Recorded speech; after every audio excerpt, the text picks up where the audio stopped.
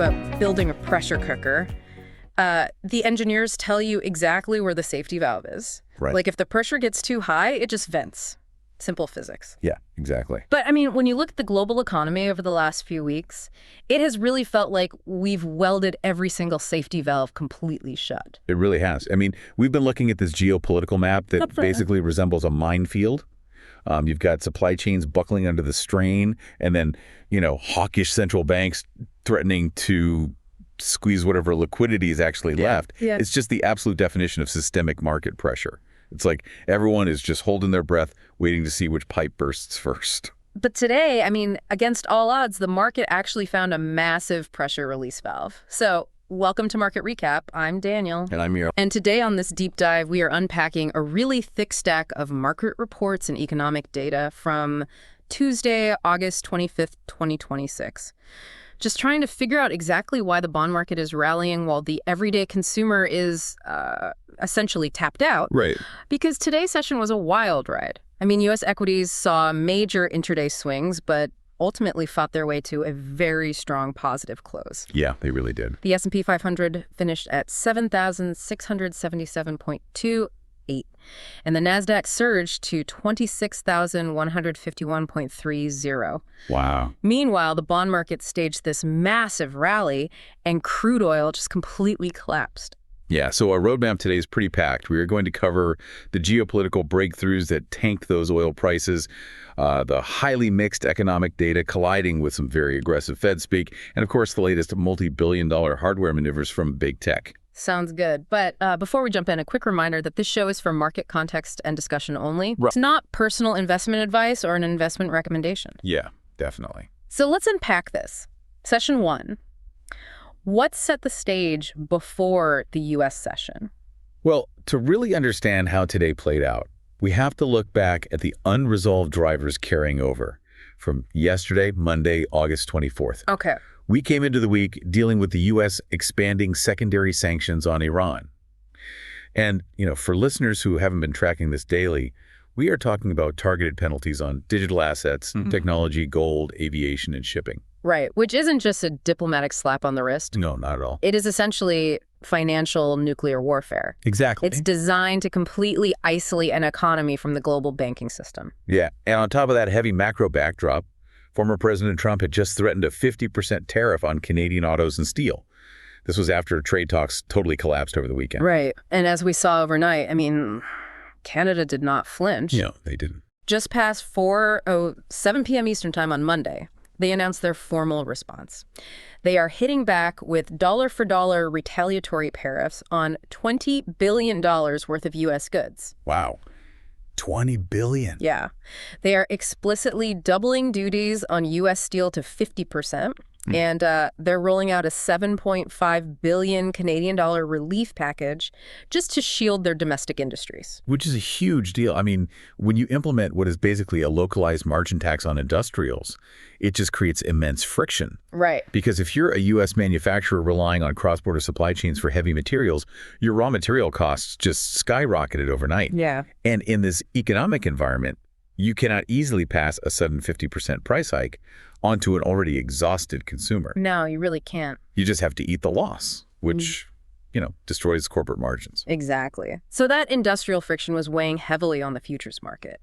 But then we got this major shocker that completely overshadowed the border trade war. Just before 1:28 p.m. Eastern Time on Monday, Oman and Iran formally proposed a phased framework to reopen the Strait of Hormuz. And this is that massive relief valve you mentioned earlier. Yeah. The Strait of Hormuz handles roughly a fifth of the world's globally traded oil. So this new diplomatic plan, it includes a temporary shipping lane and joint mine clearing operations. Right. And shortly after that announcement hit the wire, Trump actually confirmed that the mines were actively being removed from the strait. Which is wild, and the market reaction was violent and immediate. I mean, WTI crude plummeted over 6.5% to settle at $81.08 today. Yeah. But, here's where I really have to push back on the prevailing narrative. Okay, what are you seeing? Well, I am looking at this sudden peace agreement, and it just feels a bit too neat. Too neat. Yeah. Like one day there is an impenetrable military blockade, and the next day they are sweeping mines together hand in hand. I mean, this feels a lot like geopolitical escalation framed as game theory brinkmanship. It's theater, right. Designed to force structural negotiations without sparking a broader regional war. But the underlying conflict, that is completely unresolved. That is a very fair critique. And, over a 10-year horizon, you are probably right about that. But you have to remember how algorithmic and momentum-driven energy markets are in the short term. Yeah, that's true. From a pricing perspective, the market is taking this physical reopening incredibly seriously, theater or not. Right.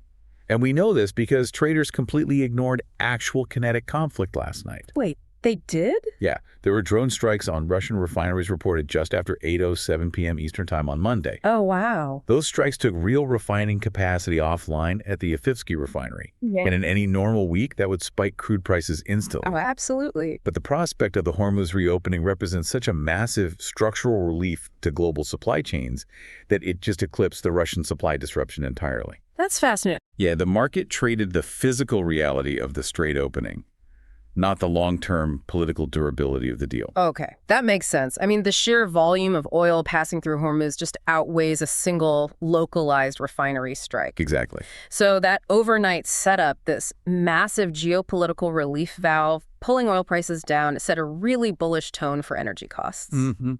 We are going to take a quick break to catch our breath, but when we come back, we'll see what happened when that geopolitical optimism slammed into some very harsh domestic realities.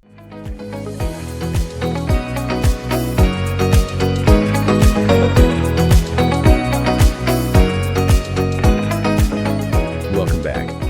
So, geopolitical tensions eased overnight, taking the pressure off oil, so you might think the U.S. market would just breathe a sigh of relief. You would think so. But then we looked at the domestic data rolling in before the bell, which brings us to session 2.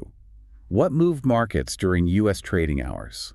Yeah, we came into the domestic cash session with some incredibly soft numbers. Right before the opening bell at 4:52 a.m. Eastern Time, we got the July new home sales data. And it was brutal. Oh, so bad. Sales plummeted 10.5% month over month. Wow. To put that in perspective, that is an annualized pace of barely over 600,000 units.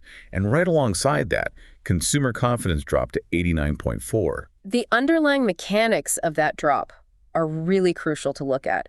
The housing market is basically seizing up because of the affordability trap. Right. Mortgage rates are high, prices haven't corrected enough to offset those borrowing costs, and the everyday consumer is just exhausted. I mean, their savings buffers are gone. Which makes the rhetoric from the Federal Reserve all the more striking today. Oh, definitely. Because just past 2 a.m. Eastern Time, Boston Fed President Susan Collins delivered a notably hawkish message. Yes, she did. She warned that inflation is still too high, and she flat out stated that rate hikes could be appropriate soon if disinflation doesn't show sustained progress. Right. I mean, she did qualify it by saying she still sees disinflation as the most likely outcome, but the explicit threat of rate hikes was laid right on the table. Right, because the Fed is terrified of a secondary inflation spike, especially with energy markets being so volatile lately. But the timing of her comments is just fascinating given the housing data we just discussed. And I have to challenge her logic here. Okay. Is the Fed just looking in the rearview mirror? We have a collapsing housing market, consumer confidence sliding under 90, and yet we have hawkish central bank threats hanging over the market. Yeah. It's a textbook example of the two-speed economy as a monetary policy dilemma. You've got mega-cap tech flying high, completely immune to borrowing costs, but the interest rate-sensitive domestic economy, like housing, local manufacturing, it's already breaking. Right. How can they even consider hiking? Well, to be fair to Collins, a central banker's mandate is price stability. Right? True. And if they cut rates prematurely while core inflation is sticky, they risk repeating the mistakes of the 1970s. Fair point. But I will say, the bond market absolutely agreed with your skepticism today. They did. Fixed income investors essentially looked at Collins' warnings and completely ignored them. I saw that, yeah. At 1 p.m. Eastern Time, the Treasury held a massive $69 billion two-year note auction. Help me understand the mechanics here, because that auction cleared at a lower than expected yield of 4.204%. Right. And the demand was apparently incredibly aggressive right after a Fed official threatened rate hikes. Why? It's all about how institutional investors are reading the real economy versus the Fed's talk. Okay. When there is massive demand for government bonds, The Treasury doesn't have to offer high interest rates or yields to attract buyers. Great, that makes sense. So high demand pushes bond prices up and pushes yields down. Bond investors are looking at that 10.5% drop in home sales and saying the Fed is bluffing, the economy is slowing down too fast for them to actually hike rates again. In fact, they are going to have to cut soon. So they rushed in to lock in that 4.2% yield while they still can. And that aggressive demand at the auction just added fuel to the fire. It sparked this massive, broader bond rally across the curve, which ended up pulling the benchmark 10-year Treasury yield down 6.5 basis points to close at 4.639%. Exactly. So just to wrap up the U.S. session, weak domestic data and aggressive institutional bond demand completely overrode the Fed's jawboning. Right. Falling yields make borrowing cheaper and make future corporate cash flows look much more attractive in present-day terms, which gave the equity market exactly the breathing room it needed to climb. Yeah, it's wild how that works out. Let's take another short break, and when we return, we will dive into how corporate America, specifically the tech sector, is capitalizing on this rate relief.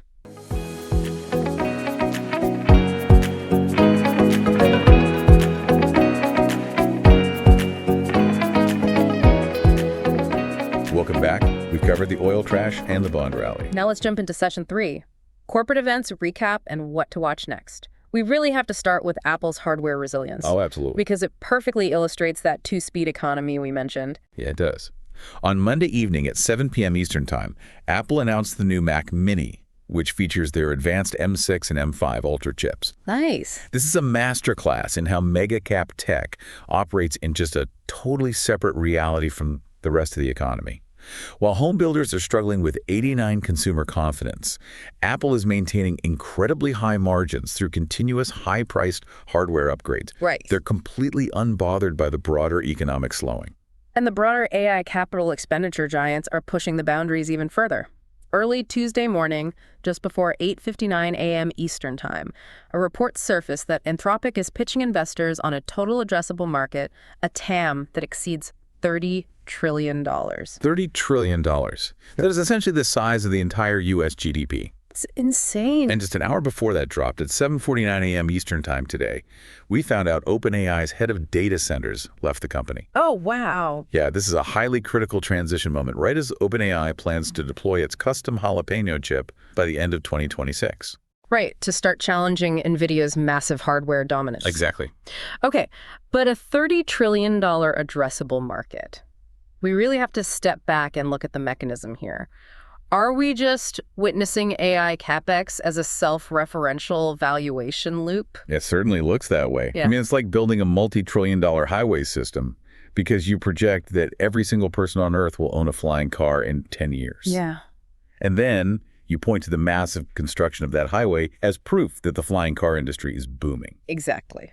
They project a $30 trillion future to justify spending hundreds of billions on data centers today, which in turn justifies the massive stock valuations of the hardware companies selling the chips. Right. It feels less like a grounded financial projection and more like hardware hype explicitly designed to justify endless infrastructure spending. The required return on those massive infrastructure projects is definitely the central contest in the market right now. Will the software revenue ever catch up to the hardware spend? That's the big question. But, on a geopolitical level, tech cooperation in this space is surprisingly resilient. How so? Well, late Monday, the U.S. and China actually agreed to expand AI and trade collaboration during a Track 1.5 dialogue in Beijing. Interesting. What is fascinating is this cooperation is moving forward, despite the lingering threats of a 7.5% U.S. overcapacity tariff. Both nations realize that AI infrastructure is too important to completely decouple right now. It seems everyone is trying to build the highway as fast as possible. Well, if you felt a sudden gust of wind at today's closing bell, don't worry, that was just the air rushing out of crude oil's massive 6% deflation balloon. Oh, yeah. We can finally afford to fill our gas tanks again, which is great news, because after hearing Fed Governor Collins threaten yet another rate hike, we're all going to need a long drive to clear our heads. Definitely. Just make sure your road trip doesn't head north, or Canada might hit you with a 50% tariff on your own car's steel bumper. Enjoy the cheaper gas and hold on to your wallets. Very true. And looking ahead, here is what to watch next over the next 24 hours. For Wednesday, August 26th. Okay. At 8:30 a.m. Eastern Time, we get the highly anticipated July PCE and core PCE inflation data. Always big ones. Yeah. Plus the Q2 GDP, second estimate, and July durable goods orders. Then at 9:30 a.m. Eastern Time, the EIA weekly petroleum status report drops. Which is absolutely crucial to see how much inventory we have while that Hormuz-sensitive crude recalibrates. Exactly. Finally, at 1 p.m. Eastern Time, keep a close eye on the U.S. Treasury 5-year note auction to see if this massive bond rally has legs.